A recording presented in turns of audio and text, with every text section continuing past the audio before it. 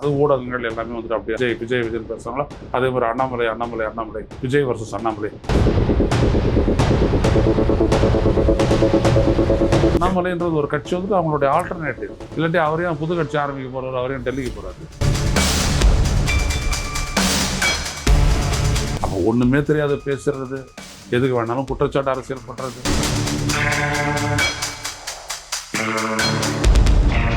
So நம்ம ஒன்றும் அர்த்தம் இல்லாதெல்லாம் ஒன்றும் பேசலை. நான் என்ன சொல்ல வரேன், அஸ் அ சீஃப் மினிஸ்டர் எதிர்பார்ப்புக்கு நான் என்னென்ன செய்ய போகிறேன் அப்படின்றத நீங்கள் சொல்லுங்கள்.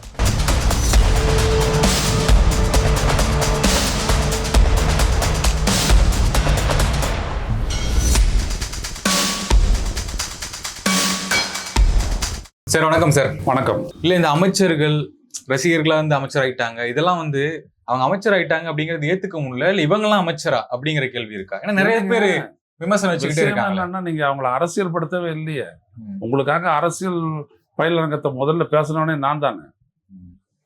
நான் என்ன சொன்னேன், அன்னைக்கு எம்எல்ஏ ஆயிடலாம், எம்பி ஆயிடலாம், ஆனா நினைச்சதெல்லாம் செய்ய முடியாது. ஏன் முடியாது? அனுபவம் வேணும், எப்படி அவங்க இயங்குறாங்கன்றது தெரியணும். எல்லாத்தையுமே நான் பேசியிருக்கேன். விஜய் தானே கேட்டாரு. இப்ப எங்க அது நடக்குதுங்க?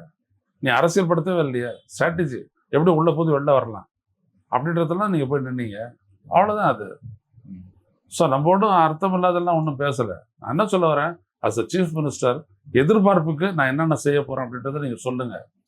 சும்மாவே எடுத்த உடனே கஜானா காலி எல்லாம் தொடச்சி விட்டு போனாங்க அப்படின்னீங்க. அப்புறம் எப்படி அரசு எங்குது? இப்போ எப்படி சம்பளம் கொடுத்தீங்க? எப்படி அந்த 1000 ரூபாய் போட்டீங்க? சொல்லுங்க. பணம் இருக்கிறதுனால தானே போட்டீங்க. சாதாரணமாக தானே ஒரு தடவைங்க அது. எப்படி உங்க அரசு ஊழியர்களுக்கு சம்பளம் போகுது? நேற்று சம்பளம் போயிடுச்சா இல்லையா? எப்படி போச்சு? சாதாரணமாக அது அரசு ஊழியர்களுக்கு போகிற சம்பளம் அது 60-70 கோடி போதில்ல. அப்போ பணம் எல்லாத்தான் போச்சா? அப்போ ஒண்ணுமே தெரியாத பேசுறது, எதுக்கு வேணாலும் குற்றச்சாட்டு அரசியல் பண்றது தவறு. என்ன பண்ணணும் சார் அவரு? அந்த அட்வைஸை நம்ம கொடுக்கணும். சட்டம் ஒழுங்கு சரியில்லை. ஒரு விஷயத்த நான் சொன்னேன், சட்டம் ஒழுங்கு சரியில்லை. சட்டம் ஒழுங்கினுடைய பொறுப்பு யாருக்கிட்ட இருக்குது? போலீஸ்கிட்ட தான் இருக்குது. ஆட்சி மாற்றத்தினால ஒன்றும் பாதிக்கப்படாது. ஆனால் நீங்கள் ஆட்சி பொறுப்பேற்றோடனே அதிகரிச்சிருக்குது. அது என்னன்னு அவங்கள கூட்டில நீங்கள் பேசணும். கூட்டிங்களா அப்படி ஒரு கூட்டத்தை? காவல்துறையினுடைய கூட்டத்தை கூட்டினீங்களா? உள்துறை அமைச்சரும் காவல்துறை ரெண்டுத்தையும் கூட்டினீங்களா? இல்லையே. இல்லை உங்களுடைய கேபினெட்டை கூட்டாது பாதிச்சிங்களா? இல்லையே. அப்புறம் ஒரு அமைச்சர் உட்கார்றாருன்னா பின்னாடி செக்ரட்டரி உட்காந்துட்டு இருப்பாரு, அவர் எடுத்து சொல்லுவாரு இவ்வளவு விஷயத்த செய்யணும். ஒரு மாசம்ன்றது பிளைண்டு. நடந்து வர்றது, மேலே ஏறுறது எல்லாம் ஹீரோயிக்கா இருக்குது. பேச ஆரம்பிச்சிடணும்னா எல்லாம் பங்க். ஓகே, இன்னைக்கு நேற்று வந்து நடந்து போயிட்டுருச்சு ஜென்சி டிஎம்கே அப்படின்ட்டு நேற்று ஒரு கூட்டம் வந்து போட்டிருந்தாங்க. அதை பத்தின விமர்சனங்கள் அவங்களே வச்சுக்கிறாங்க, அவங்களே பதிலும் சொல்லிக்கிறாங்க. ப்ரௌடு கொத்தூஸ் அப்படிங்கிறாங்க, கொத்தடிமைகள் வந்து கொத்தூஸ் அப்படிங்கிறாங்க. அவங்களே சொல்றாங்க, நாங்க அறிவாய்ந்த கொத்தடிமைகளா இருந்துட்டு போறோம், இல்லைங்க ஊபி தான் நாங்க அப்படின்னு ப்ரௌடா சொல்றாங்களே. எப்படி? இல்ல, தோத்துட்டீங்க, ஒத்துக்குங்க. இந்த ஸ்டாலின் அரசு செய்த சாதனைகள் ஏன் உங்களுக்கு வெற்றியை தரல? 2 இடம் இருக்குது. ஒன்று தேர்தல் நடத்தப்பட்ட விதம், இன்னொன்று தேர்தல் முடிவு. இது நம்பரு, இது ப்ராசஸ். ரைட்டுங்களா? நீங்க இந்த ப்ராசஸ் கண்டுக்க போறது இல்லை, நம்பர் தான். ரைட்டா? ஏன் இந்த நம்பர் போச்சு அப்படின்னோம்னா, நான் கேட்குற கேள்வி, அப்போ உங்களுடைய சாதனைக்கு என்ன மதிப்பு? 1,33,00,000 பெண்களுக்கு போச்சு, 20 லட்சம் குழந்தைங்களுக்கு போகுது காத்தால சாப்பாடு. அப்புறம் எண்ணற்ற எல்லா பெண்களுக்கும் வந்துட்டு இலவய பேருந்து, பெரிய அது பெனிஃபிட் தான். அப்புறம் கல்லூரிக்கு படிக்க போனால் அதுக்கெல்லாம் ஃபண்டு.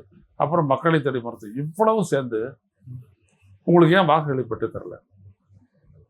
நீங்க அதுக்கு பதில் தடுங்க. நீங்க மற்றவர்கள் குறை சொல்றது, அது நாங்களும் வந்துட்டு அவங்களுக்கு இணையத்துல பூந்து விளையாடுவோம், அதெல்லாம் வேற கதை. அது அப்புறம் பார்த்துக்கிறோம். அது என்னது? அது மறுபடியும் குற்றச்சாட்டு அதானே அது. அவன் ஒன்று சொன்னா நீங்க ஒன்று திருப்பி சொல்றது அதானே இது. அதெல்லாம் எதுவும் ஆயிடாது. பெரும்பான்மையான மக்கள் இன்னைக்கும் நம்ம சொல்லக்கூடிய சோசியல் மீடியா அப்படின்னு இந்த மாதிரி விர்ச்சுவல் வாரியர்ஸ் இவங்களுடைய பிடியிலேருந்து வெளியில தான் இருக்கிறாங்க. ஒரு 10% மேபி வரும், அவ்வளோதான், அதிகபட்சம் அவ்வளோதான் இருக்கலாம். அதில் அவ்வளோ மற்றதெல்லாம் வெளில தான் இருக்காங்க. அவங்களுக்கு நீங்கள் எப்படி அட்ரஸ் பண்ண போறீங்க? அது சொல்லுங்க. அதை விட்டு இதில் கான்சன்ட்ரேட் பண்ணுறது பெஸ்ட். இல்லை, அவங்களுடைய பெரும் தோல்விக்கு காரணமே வந்து இந்த சோசியல் மீடியா தான்.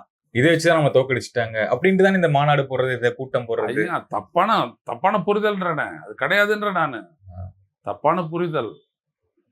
ஒரு கிராமத்துல, நான் ஒரு உதாரணத்துக்கு நேற்று நான் ஒரு தொலைக்காட்சியில சொன்னதே சொல்றேன். ஒரு கிராமத்துல போலான ஒரு 2500 சுச்சம் ஓட்டுல வந்துட்டு பாத்தீங்கன்னா 1400 ஓட்டு டிஎம்கே கொடுத்துருக்குது, 900 ஓட்டு டிவிகே கொடுத்துருக்குது, அதிமுக 500 ஓட்டு கொடுத்துருக்குது.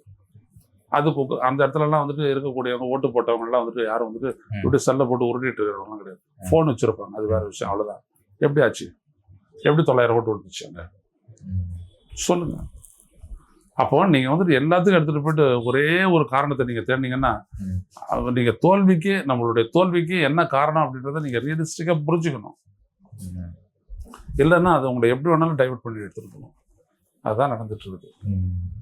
இந்த அதிமுக பிளவு அப்படிங்கிறது எவ்வளவு பாதிக்க போகுது சார்? அதிமுகவினுடைய பிளவு, எடப்பாடி பழனிசாமி அவர்கள் தன்னை தலைவராக நிலைநிறுத்துகிறதுக்கு தனது அதிகாரத்தை தக்க வைத்துக் கொள்ள அவர் முயற்சிக்கும் வரை அதிமுக பலம் பெறாது, பெறவே பெறாது. 32 தொகுதியில் இந்த 3 முக்கிய கட்சிகள் போட்டிட்டு இருக்கு. ஒன்று திமுக, இன்னொன்று அதிமுக, இன்னொன்று தாவிக. முதல் தேர்தல் ஒரு இடத்துல கூட டெபாசிட் எடுக்கல. 33 இடங்களில் டெபாசிட் எடுத்துருக்குது அதிமுக. திமுக ஒரு இடத்துல டெபாசிட் எடுக்கல. இது எதை காட்டுது? அதிமுக ஒரு பெரிய சக்தி, எவ்வளவு பெரிய ஓட் பேங்க் இருக்கிற கட்சி தெரியும். என்ன ஆச்சு இருக்கு? ஏற்கனவே மக்களவை தேர்தலில் 7 இடத்துல டெபாசிட் எடுத்தீங்க, இப்போ 33 தொகுதி. இதெல்லாம் என்னதை காட்டுது? பரப்புரை செய்ய எல்லாம் நல்லா தான் செஞ்சீங்க. அப்போ உங்களுடைய ஓட்டு எங்கே போச்சு? அட்ராக்ஷன் இல்லையா? இல்லை, அதெல்லாம் சும்மாங்க. அதெல்லாம் அட்ராக்ஷன்லாம் ஒன்றும் சொல்லுவேன். இப்போ விஜயனுடைய ரசிகர்கள்ட்ட எவ்வளோ பேர் தருவாங்க? விஜயனுடைய ரசிகர்கள் வந்துட்டு 1,70,00,000 பேர் இருக்காங்களா? அப்படிலாம் இருந்தாங்கன்னா அவருடைய சினிமா வந்துட்டு ஓடிக்கினே இருக்கும். இந்த தீபாவளி போட்டிங்கன்னா அடுத்த தீபாவளி வரைக்கும். அதுவும் 3 நாள் படம் தான் மல்டிப்ளெக்ஸில், அதுவும் 3 நாள் படம் தான், எதுவும் கிடையாது. அதனால் இதெல்லாம் சும்மா பேச்சுங்க. அதிகமான ரசிகர் மன்றத்தினர் வந்துட்டு அந்த காலத்திலே நிறைய வச்சிருந்தவர் எம்ஜிஆர் தான். அவ்வளோதான். அவரது மட்டும்தான் வந்துட்டு, ஏன்னா கட்சியோட சேர்ந்து செயல்பட்டுக்கிட்டே இருந்தவர் அவர். அதனால இப்படி அப்படியுமா 2 பேர் இருந்தாங்க. மற்றவங்களாம் யாருக்கும் அந்த மாதிரி இல்லை. யாருமே அப்படி பண்ணவே இல்லை. 20 வருஷத்து அரசியலுக்கு அப்புறம் தான் அவர் கட்சியை தொடங்குறாரு அவர். அது வேற, இது வேற. ஸோ விஜய்க்கு போடக்கூடியவங்க வந்துட்டு எல்லாருக்குமே வந்துட்டு ஒரு மயக்கத்தில் இருக்கக்கூடிய ரசிகர்கள் இருப்பாங்க, அவங்க ஓட்டு போடுவாங்க. அது பத்தாது, அதையும் தாண்டி பல விஷயங்கள்லாம் நிகழ்ந்துருக்குது. அது கவனிக்கணும். ஓகே, இன்னைக்கு ஒரு பரபரப்பான செய்தி என்னன்னா, அண்ணாமலை அவர்களுடைய தனி கட்சி ஒரு பேரு சொல்றாங்க, ஒரு லோகோ சொல்றாங்க, ஒரு சின்னம் சொல்றாங்க, எல்லாம் நம்ம பாக்குறோம். இது வதந்தியா இருந்தாலுமே ரொம்ப ஸ்பீடா பரவி இல்ல வதந்தி இல்லை. அது என்ன அப்படின்னா, பாஜக மேற்கொள்ளக்கூடிய அடுத்த முயற்சி, அவங்க என்ன நினைக்கிறாங்கன்னா, ஒரு தலைமையை வச்சுதான் தமிழ்நாட்டில் ஒரு செல்வாக்கு பெற முடியும் அப்படின்னு நினைக்கிறாங்க. கொள்கையை வச்சு முடியாது, கட்சி வச்சு முடியாது. அதுதான் அண்ணாமலை ஏற்கனவே தலைவராக்கிறதுக்கு வந்துட்டு ஒரு என் மக்கள் என் மண் என் மக்கள்னு ஒரு இருக்கும். அதுக்கு அவங்க செலவு பண்ணது 1,180 கோடி. ஆனால் ஒன்றுமே ஆகலை. ஆனால் அண்ணாமலை சொன்னார், என்னால் ஓட் பேங்க் இன்க்ரீஸ் ஆகிருக்குது 12%, கூட்டணி 18%, எங்களுடைய ஓட்டு பேங்க் வந்துட்டு 11.5%, இப்போ 2% குறைஞ்சி போச்சு.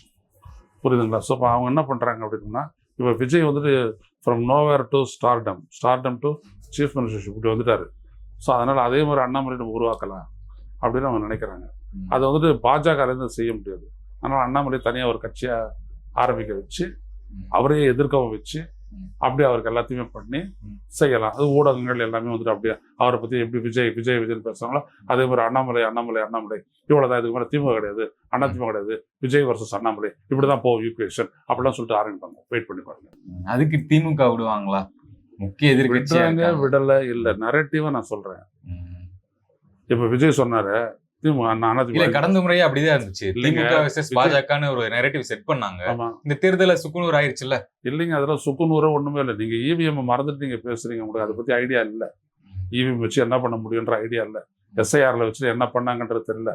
உங்களுடைய வீட்டுல சுத்தப்புறங்கள் எல்லாம் எஸ்ஐஆர் நடவடிக்கையில எவ்வளவு பேர் வாக்கு உரிமை இழந்தங்கன்றதை பாருங்க. 97 லட்சம் பேர் தூக்கி வெளில போட்டான். 27 லட்சம் பேர் செத்து போனான் விடுங்க. மீதி இருக்கிற 70 லட்சம் பேர் என்னாச்சு? யாரும் அவங்களாம் இப்போ திமுக வந்திருந்தாலுமே இவிஎம் வச்சுதான் பண்ணாங்கன்னு சொல்றீங்களா? அது எப்படி திமுக எதிரிக்கு எப்படி உதவுவான்? கட்டுப்பாடு அவங்ககிட்ட இருக்குது. அவன் எப்படி திமுக பண்ணுவான்? சென்ட்ரல் தான் அவனுடைய தான். காங்கிரஸ் இருந்தா காங்கிரஸ் பண்ணும், இப்போ இவங்க தான் இவங்க பண்ணுவாங்க. அதற்கான இன்ஸ்ட்ருமெண்ட் உலகத்துல ஏன் இது இல்லை? இது ஒரு சொபஸ்டிகேட் டெக்னாலஜி தானே. ஏன் அமெரிக்கால இல்லை? ஏன் ஜப்பான்ல இல்லை? ஏன் வெஸ்டர்ன் யூரோப்பியன் கண்ட்ரிஸ்ல இல்லை? ஏன் இந்தியாவில் மட்டும் வச்சுட்டு இருக்காங்க? அதெல்லாம் நான் இல்ல, நீங்க 2019 சொல்றபடி பார்த்தா எதிரிக்கு உதவ காட்டிலும் அவங்க கூட்டணி வச்சிருக்காங்களே தமிழ்நாட்டுல ஒரு கட்சி கூட, அவங்களுக்கு உதவி அவங்களே சீஃப் மினிஸ்டர் ஆக்கி இருக்கலாம். அவங்க இவங்களுக்கான முக்கியத்துவம் கொடுக்கல எடப்பாடி பழனிசாமி. ம். வெறும் 27 இடம் தானே கொடுத்தாரு. ம். கொடுக்கல. எடப்பாடி அவங்க நம்ப தயாரா இல்லை. ஸோ கடகங்கள் இல்லாத தமிழகம் தான் அவங்களுடைய குறிக்கோள். முதல்ல அதிமுக அழிக்கிறது, அப்புறம் அந்த இடத்துக்கு வர்றது அப்படின்னு பார்த்தாங்க. அவங்க எதிர்பார்த்ததும் விஜய் ஒரு கட்சி தொடங்கி அந்த இடத்துக்கு வந்துட்டாரு. புரியுதுங்களா? ஸோ இப்போதைக்கு என்ன பண்றது? விஜயை தடுக்கிறத விட விஜயை தூக்கி விட்டு அங்க திமுக கிட்ட இருந்து முதல்ல நாட்டை எடுத்துடணும், தமிழ்நாட்டை எடுத்துடணும். நடந்துருச்சா இல்லையா? அதிமுக ஓரம் கட்டுப்பட்டுறதா இல்லையா? இதுதானே அவங்களுக்கு தேவை. ஸோ இதுக்கு மேல இருக்கக்கூடிய கட்டுமானத்துல இவங்க 2 பேரும் எழுந்திருக்க விடாது பண்ணுவாங்க. என்ன பண்ண போறாங்க பாருங்க, நடக்க போற விஷயம். அதுக்குதான் அண்ணாமலை அவர்கள் ஒரு புது கட்சி அப்படின்னு. அண்ணாமலைன்றது ஒரு கட்சி வந்துட்டு அவங்களுடைய ஆல்டர்னேட்டிவ். இல்லாட்டி அவரையும் புது கட்சி ஆரம்பிக்க போறாரு, அவரையும் டெல்லிக்கு போறாரு. ஓகே, ஒரு ஒன் ஆஃப் த பிரான்ச் அப்படின்னு எடுத்துக்கலாமா? பாஜக கூட ஒன் ஆஃப் த பிரான்ச். அப்படி அவர் ஐடென்டிஃபை பண்ணவே மாட்டாரு. ரைட். அதனால தான் நீங்க பாத்தீங்கன்னா மோடி படமோ தாமரை படமோ இல்லை அதுல. அவர் எடுத்துக்க மாட்டாரு. ஏன்னா அப்படி பண்ணாங்கன்னா ஐடென்டிஃபிகேஷன் முன்னேறாதுன்னு அவங்களுக்கு தெரியும். ஸோ அவர் ஒரு தனி ஆளா தான் வருவார். ஓகே, பாஜக என்னதான் சார் பிரச்சனை? ஒருத்தர் வளர்ந்து வராரு அப்படின்னா அப்படி வரக்கூடாது, கட்சி ஐடியாலஜில தான் வரணும்னு பிரச்சனை இல்ல. அவங்களது வேலை என்னது? ஒரு பிராமணிக்கல் ஜனதா பார்ட்டி, அது அவ்வளவுதான். அது பிராமணிஸ் தான் அதனுடைய அடிப்படை. அதுல வந்துட்டு மத்தவங்க எல்லாம் போயிட்டு இருக்கலாம், வாழலாம், சம்பாதிக்கலாம். ஆனா அதனுடைய கேரக்டர் நீங்க மாத்த முடியாது. அவ்வளவுதான். ஓகே, விஜய் அவர்களுடைய இந்த 22 நாள் செயல்பாடுகள் என்னென்ன குறைகள், என்னென்ன மாத்தணும் சார்? இறுதியா அதெல்லாம் சொல்றதுக்கு ஒண்ணுமேல நிறைய கிடையாது. அப்புறம் என்னது? எல்லாம் குறைதான். ஒளறல். இவ்வளவுதான் நான் இவருடைய பேச்சை பத்தி சொல்லுவேன். ஒளறல். இப்படிலாம் பேசவே கூடாது. இப்ப நீங்க நீங்க அரசியல் ஆட்சியை பத்தி கூட பேசலாம், அந்த மக்களை பத்தியே நீங்க பேசலாம். இது ஒரு எதிர்பாராத வெற்றி, பெருசா நீங்க கொடுத்துட்டீங்க, அது ஒரு இது இந்த வெற்றி. நான் உங்களை 2 கண்கள் போல நான் யோசிப்பேன். பரம்பரையும் திருச்சி கிடைக்கும், ஓகே, அதெல்லாம் ரைட்டு. உங்கள ஒருத்தரை நிறுத்துவேன், எல்லாம் ரைட்டு. ஆனா ஆட்சியை பத்தி பேசும்போது நீங்க எச்சரிக்கையா பேசணும். பிகாஸ் உங்ககிட்ட தான் எல்லா அதிகாரம் இருக்குது. எதிர்கட்சிகிட்ட எந்த அதிகாரமும் கிடையாது. எதிரில் வந்து உட்கார அதிகாரம் தவிர வேற எதுவும் கிடையாது. வேற என்ன இருக்குது அதிகாரம்? அவங்களையுமே நீங்க நாகரிகமா பண்ணி மக்களிடத்தை நல்ல பேர் வாங்கன்னு சொல்றாரு. எதிர்கட்சியுமே எதிர்கட்சிகள் நல்ல பேர் வாங்கினா உங்களுக்கு வந்துட்டு செல்வாக்கு போயிடுவேன். எதிர்கட்சிகள் அப்படியே இருந்தா தானே. அதான் இதெல்லாம் சொல்லி சொல்லி நம்ம 2 பேரு தான், டிவிகே டிஎம்கே தான், மத்த யாருமே இல்ல களத்துல. என்னதுங்க அது? அதாவது இந்த டேவிட் அண்ட் கோலியாத் கதைங்க, அது ஒரு பெரிய சித்தரிக்கிறது. பைபிளிக்கல் ஸ்டோரிஸ் எல்லாமே அப்போதுலேருந்து நான் சொல்லிட்டு இருக்கிறேன். இவர் பண்றதுன்னா கதைங்க அதெல்லாம் அப்படின்ட்டு. ஒண்ணு இந்த சினிமா உருவாக்கம். ஒரு வில்லனை காட்டலன்னா ஹீரோ ஸ்ட்ராங் ஆக முடியாது. நீங்க இப்படி இப்படின்னு சொல்லிட்டு 20 பேர் அடிச்சாதான் நீங்க ஹீரோ இல்லையா? 20 பேர் உங்களுக்காக பல்ட்டி அடிக்கணும், மேல இது கீழே குதிக்கணும், உடணும், கண்ணாடி உடைக்கணும். அது மாதிரி தான் அதெல்லாம் அரசியல். அதெல்லாம் நடக்காது. ஒரு எடப்பாடி பழனிசாமி என்னம்னா அவர் முன்னாள் முதலமைச்சர், அவர் நோபடி அப்படின்னு சொல்லிட்டு நீங்களாம் போயிட முடியாது. அவரே இப்ப ஒரு கருத்து சொல்லியிருக்காரு. சும்மா ஏன் பேசுறீங்க, நசன்னு ஏன் பேசிட்டு இருக்கீங்கன்னு ஒரு கருத்து வைக்கிறாரு. இப்ப யாரு?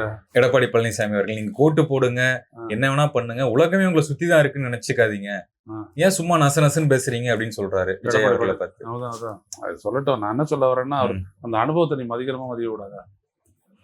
நீ இவரை போயிட்டு சந்திக்கிறேன், அவரையும் போயிட்டு சந்திக்க வேண்டியதானே? மரியாதை நிமித்தமான சந்திப்பு, நீ அவரையும் போயிட்டு சந்திக்கிறேன். C, everybody must have to contribute. ஒரு அரசியல் அப்படின்னு வரும்போது எல்லாரும் இப்ப உங்களை ஒரு ஸ்டெப்லையும் எக்ஸ்போஸ் பண்ணிட்டு இருக்க போறாங்க பாருங்க. இப்ப இந்த மாதிரி பேசிட்டு போயிட்டீங்க, அடுத்த சட்டமன்ற கூட்டத்தொடர்கிட்ட பாருங்க, அவர் பாய்னு பாய போறாரு இவங்க மேல. அப்ப நீங்க என்ன பண்ணீங்க? உங்களுக்கு பதில் சொல்ல தெரியாது, விஜய்க்கு பதில் சொல்ல தெரியாது. எடப்பாடி சும்மா விட மாட்டாரு. ஏன்னா அவருடைய அரசியல் ஸ்டேக் இல்ல, அவருடைய அரசியல் இருக்குது இல்ல, அவர் எப்படி விட்டு தருவாரு? கட்சி நிலையே இல்ல அது வேற கொஸ்டின்ங்க. அவருடைய கட்சியை நிலைப்படுத்திக்கிறாரு இல்ல, சட்டமன்றத்துல தன்னுடைய செல்வாக்கு நிலைநிறுத்துகிறதுக்கு, மக்கள் புத்திர நிலைநிறுத்துகிறதுக்கு அவர் பண்ணுவார்ல.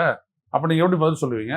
விவரம் தெரிஞ்சு வந்து பேசணும். விவரம் தெரியாத வந்துட்டு பேசுறதுக்கு பேர் வந்துட்டு அரசியல் கிடையாது. எப்படி சார் ஒரு விவரம் தெரியல, இந்த நாலேஜ் இல்ல அப்படின்னு சொல்றீங்க, ஆனா எப்படி ஒரு 2.5 வருஷத்துல கட்சி ஆரம்பிச்சு ஒரு ஸ்ட்ராட்டஜிஸ்டா எல்லாம் பண்ணி ஜெயிக்கிறாங்க? உங்களுடைய வெற்றியை நீங்க ஒரு தப்பா புரிஞ்சுட்டு இருக்கிறாரு. இவிஎம் வச்சுக்கிட்டு நீங்க என்ன வேணாலும் பண்ணலாம், எல்லாத்தையும் கிளீன் பண்ணலாம். நான் ஒரு புத்தகத்தையே எழுதி வெளியிட்டு இருக்கிறேன். இதெல்லாம் சாதாரணமான விஷயம்லாம் ஒன்றும் கிடையாது. இவிஎம் வச்சிருக்கா. இப்போ திமுக கூட சொல்றாங்க, திமுகவை எந்த கொம்பனாலும் அடிக்க முடியாது. கொம்பன்னா வேணாம், இவிஎம் போதும், உங்களை காலி பண்ணிட்டு போயிடும். எல்லாம் ப்ரோக்ராமிங் தானே, வச்சு காலி பண்ணிட்டு போயிடும். நீங்க போயிட்டு என்ன பொத்தானா எடுத்துறீங்க, அவ்வளவுதானே சார். உங்களுடைய ஓட்டு யாருக்கு போயிட்டு விழுந்துச்சுன்னு உங்களுக்கு தெரியுமா? ஆதாரம் இருக்கா? வாக்குச்சீட்டில் அப்படி இல்லை. நீங்க குத்தி போடுற வாக்குச்சீட்டில் சீரியல் நம்பர் இருக்கும். நீங்க கவுண்டர் ஃபீட்டில் கையெழுத்து போடுவீங்க. வாக்கு என்ற இடத்துல அந்த சீட்டை ஐடென்டிஃபை பண்ணலாம். உங்களுடைய ஓட்டு கேன் பி ஐடென்டிஃபைடு. புரியுதுங்களா? இதனால எதுவுமே கிடையாது. இவிஎம்ல போய் பண்ற அளவுக்கு விஜய் அவருக்கு அவ்வளவு செல்வாக்கு இருக்கா? இல்ல, அப்படி இல்ல. திமுகவையும் அதிமுகவையும் காலி பண்ணானுங்க இல்ல, பண்ணிட்டாங்களா இல்லையா? இப்போ இவர் போயிட்டு வந்தாரு, இவருக்கு என்ன தெரியும்? இப்படி இந்த மாதிரி ஒரு அறியாதவனை கொண்டாந்து வச்சுக்கிட்டு எதை வேணாலும் பண்ணலாம்ல. பொறுத்து பாருங்க இன்னும் கொஞ்ச நாள்ல என்னடா நடக்குதுன்றது. இப்போ எம்ஜிஆரும் திமுக வெவ்வேறா இருந்தாலும் கூட மக்கள் நலன், தமிழ்நாட்டினுடைய நலன் அப்படின்னு வரும்போது அவங்கவுங்க 2 பேருமே அந்த அந்த கிரவுண்டை விடலை. இப்போ இவர் எப்படி செய்ய போறாரு அப்படின்னு நீங்க சொன்னது ஒரு விஷயத்த நான் ஒத்துக்கிறேன். நான் மதச்சார்பின்மை தான், சமூக நீதி தான், நம்மளோட கொள்கை தான், மாநில உரிமை தான் அப்படின்னு சொன்னாரு. பார்ப்போம் எப்படி செய்யறாருன்னு பார்ப்போம். ஜாதியை ஒழிச்சிருக்கு இந்த தேர்தல்னு சொன்னார்ல, அது ஏத்துக்கிறீங்களா? தமாஷுங்க, எப்படி ஒழிச்சுது? நீங்க முக்கியமான பொசிஷன் நான் கவுண்டர் அட்டாக் பண்ணட்டுமா? எல்லாம் கிறிஸ்டியன்ஸ். எந்தெந்த இது சொல்லுங்க. விஜய் சபாநாயகர் யாரு? ஜெயஸ்ரீ பிரபாகர். நிதியமைச்சர் யாரு? கிறிஸ்டியனு. இன்னும் எவ்வளவு பேர் கிறிஸ்டியனு? கிட்டத்தட்ட 5-6 பேர் வரிசையா வருது. அப்புறம் என்ன இருக்குதுல்ல?